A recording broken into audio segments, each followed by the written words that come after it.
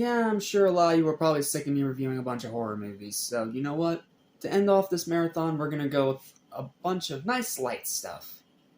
Well, except for one, which is gonna be the next review. And then outside of that, it's gonna be pretty light from there on out. Right? Let me see.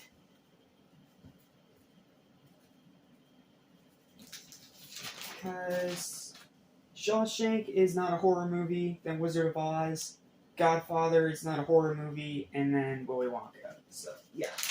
Pretty much light stuff from here on out. We're done with the horror movies.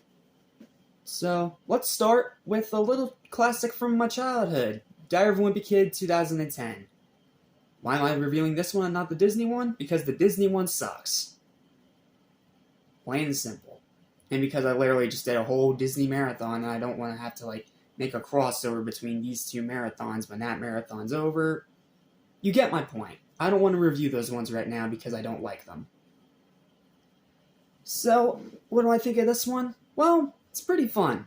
But the caveat is, it's fun if you're a fan. Otherwise, it's going to be more just mediocre for you. Why? Let me explain in my written review.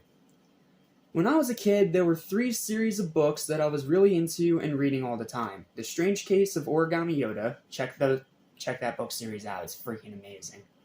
Goosebumps, because of course, and Diary of a Wimpy Kid. The first 8 books, written by Jeff Kinney, are quick but delightful reads that have some funny jokes and do a great job of telling a middle school story from a student's perspective, with also some wild silliness thrown in for a few laughs. I especially loved the 6th and 8th installment in particular. For those of you wondering which books those are, that's Cabin Fever and Hard Luck. The Christmas one and the Easter one. Love both those books. Which still proudly sit on my shelf to this very day. And unfortunately I can't hold them up during this review because they're not at this house yet, so sorry. At the height of this franchise's popularity in 2010, the first ever feature-length movie adaptation was released in theaters. However, it took me until about 2014 to finally see it. Instead, I ended up reading through the movie diary released to coincide with it, that I obtained through one of those old-school Scholastic book fair catalogs that my library in schools would put out regularly. Seriously, if you guys remember that, let me know in the comments. That is nostalgia right there. I can flip through that for hours. Unfortunately, I'm not even sure if they make them anymore. The new generations, man. They miss out on such cool stuff. And when I finally did get to see it, I had a great time, especially having the context of everything that went into making it a reality, because the Wimpy Kid movie diary was pretty much the entire movie's production summed up in one novel. With pictures and literally showed you how they made every single thing in the movie, which in turn makes me appreciate it more. This was one of my first times actually getting to see all the behind the scenes stuff that goes into making a movie.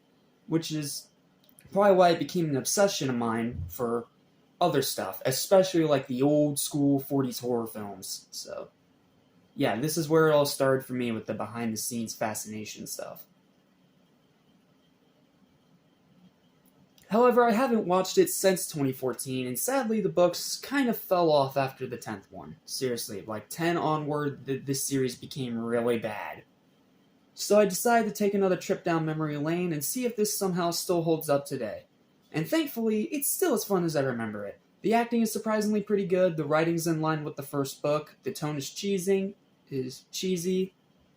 Yeah, pun fully intended, thank you very much. The tone is very cheesy. The casting is spot on, the jokes are funny, the set design is impressive and does a great job replicating the illustrations into real life. The pacing is fast, the runtime is good, many iconic lines of dialogue from the first book are well implemented very well. The story is simple but adapts the source material very well. The editing is pretty stylish, it has a lot of that style from the books transition into the editing of this movie. And it's pretty cool. They even have a few little animated sequences that are done with the doodles from the original book too, which is a really nice touch to add to its loyalty to the source material. And the rewatchability is also pretty good. However, it is pretty simple, a few lines are pretty hit or miss, and its structure does lack complexity. Like, this isn't like a big, grandiosely written epic or anything like that. It's just a simple, pretty much down-to-earth story of middle school from a student's perspective. But at the same time, that's the exact way it is in the book too, so it's not really the film's fault, because the film's trying to be as faithful to the book as possible. You know, something Disney apparently couldn't get right. Overall, though, this is a really good adaptation of the source material that's sure to please fans, but if you're not a fan of the books, it's more on the mediocre side and more falls into the average category. However, even if you aren't a fan, I can still say that this is definitely worth at least one watch. Just out of curiosity and just to see how bad Disney screwed it up. So, with all that said, I'm going to be giving Diary of a Wimpy Kid 2010 a final verdict of a strong 6.5 out of 10. It's a decent movie. It's a one and done if you're not a fan, but if you are a fan, I can definitely see how this can jump up to like a 7 or a 7.5. I don't see a great movie in here, but I can definitely appreciate the effort. Especially, again, if you read the movie diary and you see everything that went into it. It's really rather impressive. It was like Sonic movie before Sonic movie. So, yeah, that's pretty much it. Thank you guys so much for watching. Please don't forget to like, share, and subscribe. And I'll see you next time for something a little bit more on the adult side, but by no means bad. In fact, this next one's one of my favorite movies of all time. Why? I'll tell you all about it next time when we take a look at the massive masterpiece that is Stephen King's The Green Mile. Yep, it was one of those special ones that got the 2 VHS treatment, just like Pearl Harbor and Titanic. I'll tell you all about it next time. Until then, thanks for watching, and I'll see you in the next video. Peace.